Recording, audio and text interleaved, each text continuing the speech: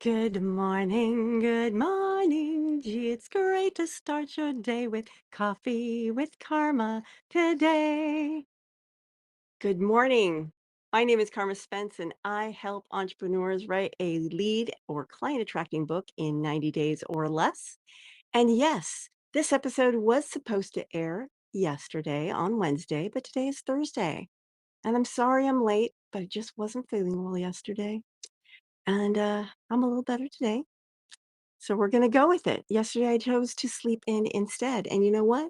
Sometimes self-care is more important than the cadence of your morning podcast. Just saying.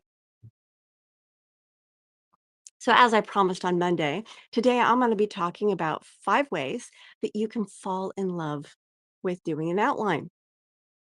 Because how often do you find yourself writing, and then you're like, "How did I get here? This is not where I wanted to go."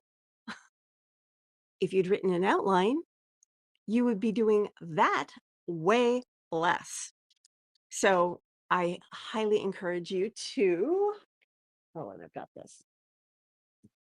I highly encourage you to embrace the turtle way and write your outline before you write your book.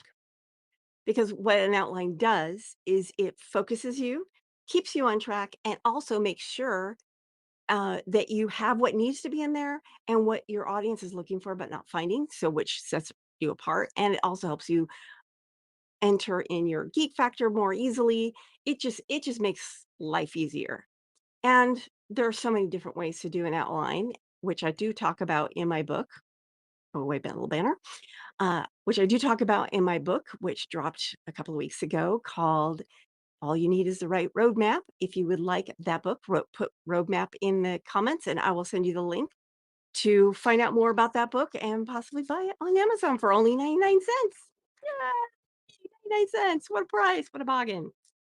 So let's get started. 5 ways to fall in love with writing an outline or creating an outline.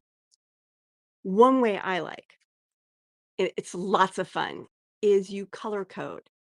So each topic has its own color. So like this topic is yellow and this topic is green and this topic is red and you can make it into a rainbow or whatever, or maybe everything's shades of purple. I don't Whatever you like, but you color code your ideas so that you're better able to find them and move around in them, and or you just write a traditional outline and highlight them in different colors.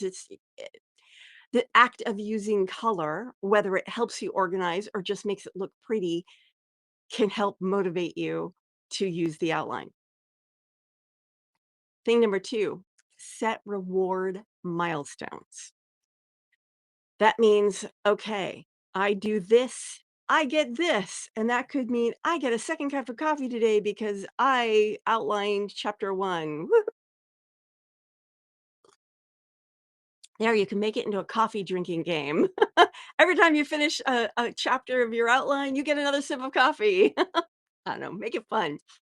If you want more ideas for celebrating your milestones along the entire writer's journey, then put celebration in the comment and I will send you the link to the podcast where I talk all about that, an entire podcast about that.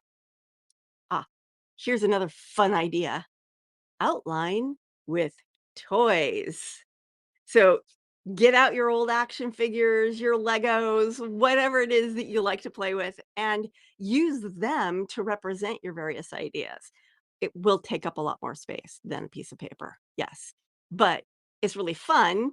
And maybe you like take over the kitchen table one night.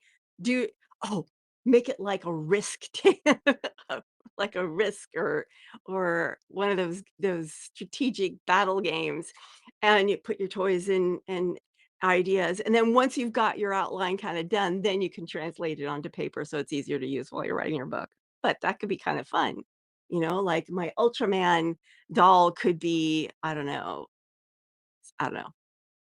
It could be writing tips or Ultraman, because my next book, the one I'm working on to drop this month, is all about writing, editing, and publishing, and a little bit of design work. and giving you tips on that middle part, the messy middle part of your writer's journey. Like Ultraman could be the writing tips, and I don't know. I don't have any other action figures right now. I don't. I have a dragon. The dragon could be publishing. I don't know, something fun like that. Idea number 4, have an outline playlist shuffle.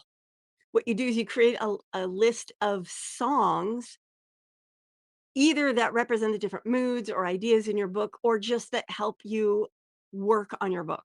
And then you can continue to play it as you're writing it, as you're marketing it. It becomes your I'm working on my book playlist. It can make it kind of fun. And here's idea number 4. Now, if you've got fellow authors who are also working on a book and are at the same stage that you are, hold an outlining party.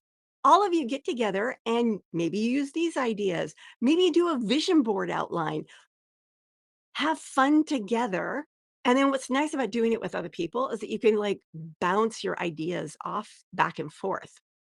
So, like, "Oh, man, I'm stuck. I don't know what should go here." And someone will go, "Oh, I know what to go. Here, try this." And bam, they've helped your book. I mean, I don't know what I would do without my husband because he is like my sounding board all the time. He helps me when I get stuck. He helps me make things better. He's my partner in crime. Anyway, I really do encourage you to fall in love with outlining because I can tell you, once I started outlining my books before I started writing them, it's made the writing so much easier. It also makes working with a ghostwriter, if you end up going that direction, easier because if you've got your idea, your outline down, anybody who's working on that book finds it easier to do. So anyway, there you go. And tomorrow, I'm going to be talking about how to have a fantasy fiction day in your nonfiction writing. Ta-da! See you tomorrow for Fun Friday. This is Carma Spence saying ciao for now.